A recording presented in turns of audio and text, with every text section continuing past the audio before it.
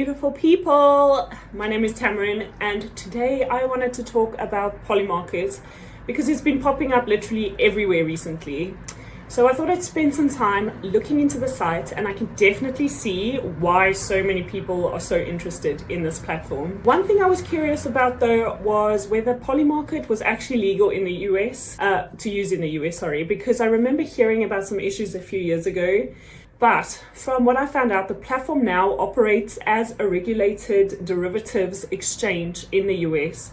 So it's in a very different position than it was, which is exciting for those of you in the US. What makes Polymarket different?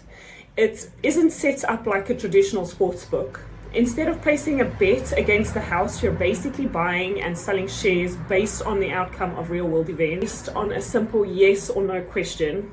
It could be about politics, sports, cryptos, or any of the current events going on at the moment.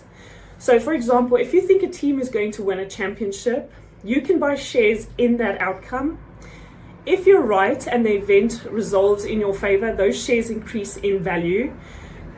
Something I thought was really interesting is that you don't have to wait until the event finishes. If the market moves in your favor before then, you can actually choose to sell your shares or position early. Or if things are not going the way you expected, you can also decide to exit before the final results come in. Having that flexibility, it makes it feel quite different from traditional sports bettings. I find the whole concept extremely exciting, to be honest.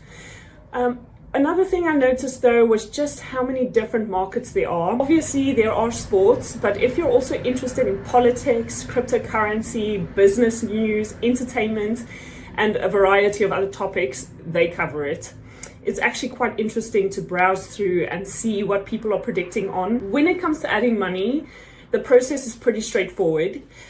You can use a debit card or Apple Pay, and the funds are converted into PUSD, which is the stable coin used for trading on the platform.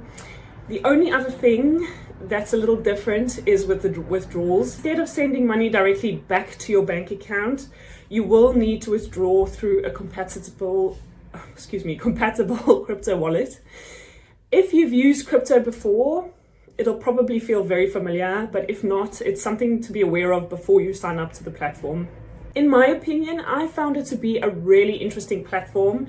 It feels quite different from the usual betting sites because you're trading on the probability of a real world event rather than simply placing a bet and waiting for the result.